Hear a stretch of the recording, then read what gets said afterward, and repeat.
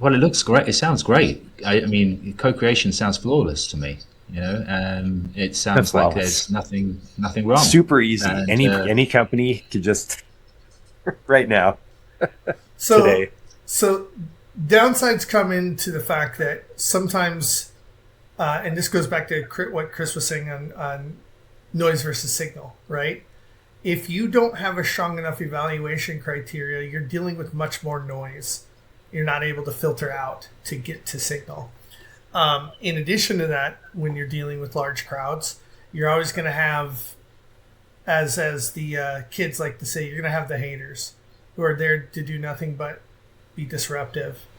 Now, I have a lot of ideas with regards to how to mediate that, but usually that if you have a robust community that has a unique collective vision who appreciates the same things, it usually kind of self-polices, and it's not so much something that the say the community manager, which is what my old job was, because other people care enough for the platform that they've been given to say, hey man, like chill out with that. You're not being very productive with your rhetoric, and all you're doing is causing problems. We like it here. It's like when you live in a nice neighborhood, aside from an HOA where it's imposed by fiat. But if you have a nice neighborhood where you appreciate and know your neighbors, right? When one neighbor's landscaping kind of gets out of hand, you could go to that neighbor and be like, hey man, we really like living here.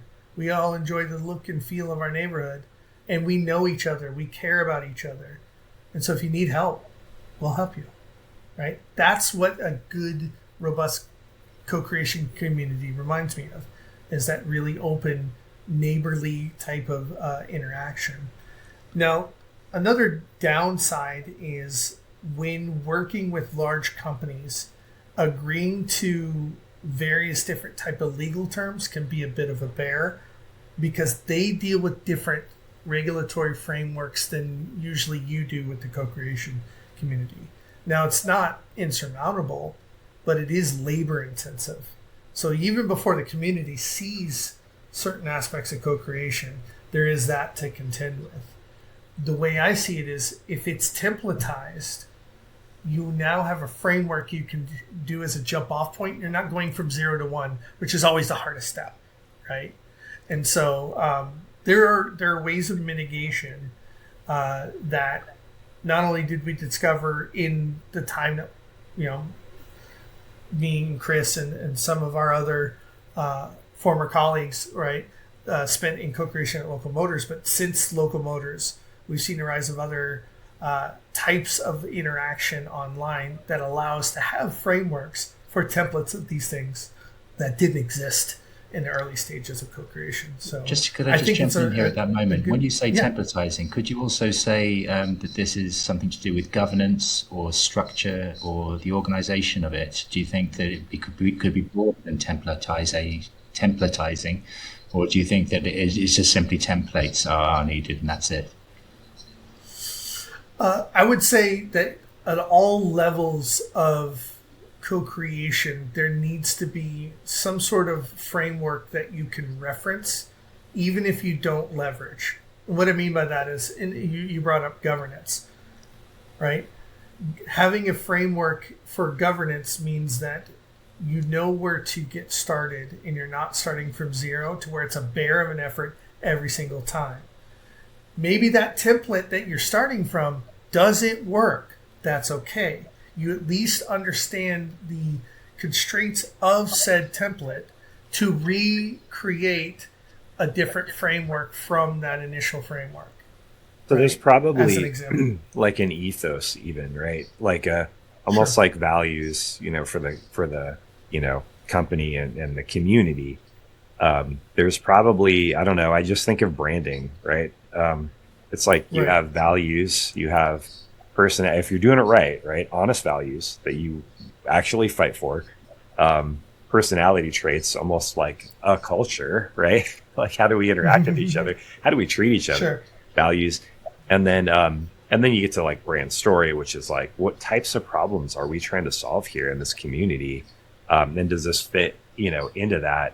And then, going back to the company concerns, like well, how do we negotiate with this community and say, like, what kinds of things do we normally, give the community? What does the ignition kit normally look like? What kind of legal constraints do we want to place on this? And will it be overbearing or will it not be? And then how do you kind of fine tune that?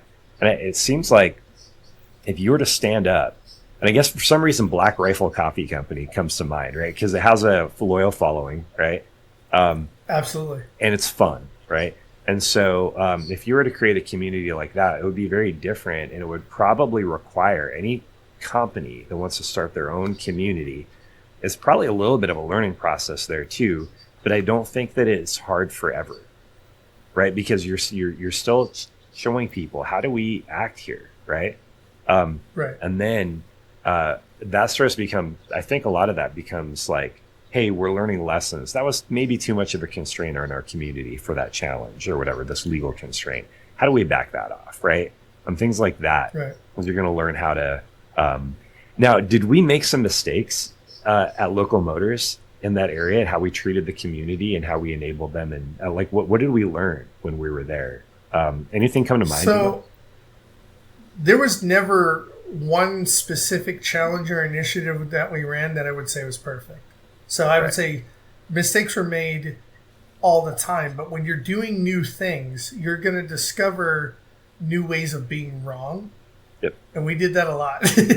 But it was for the sake of being better every time. You know what I mean? It's innovation, right? I mean, it is. Right. And but not only that is that's not to say we didn't do things right or that we didn't, move the needle on a lot of different things that we did, even things that had no real product desired outcome. Even when we were just like, we're doing a challenge right now to test your skills community to see who's the king of the hill, who's out there with the coolest ideas for, said race car. Like, show us something, and it's something that they love because it's race car. There's a lot of enthusiasm around that world. And usually what we would do is we primed the pump with something that was a little bit more fun and less, product driven, only to set you up for, and now we're going to run the real challenge. The real challenge is we are actually going to do this sports car thing, as an example, right? So we learned that by doing that, what it did is it got the gears turning in this thing with so many cogs and gears when you have a large body community. But it initiated that machine to start moving and generating, let's say, torque. So that way, when you needed to apply torque to the work could take place very quickly, and you're able to, get a stream of ideas thick and fast.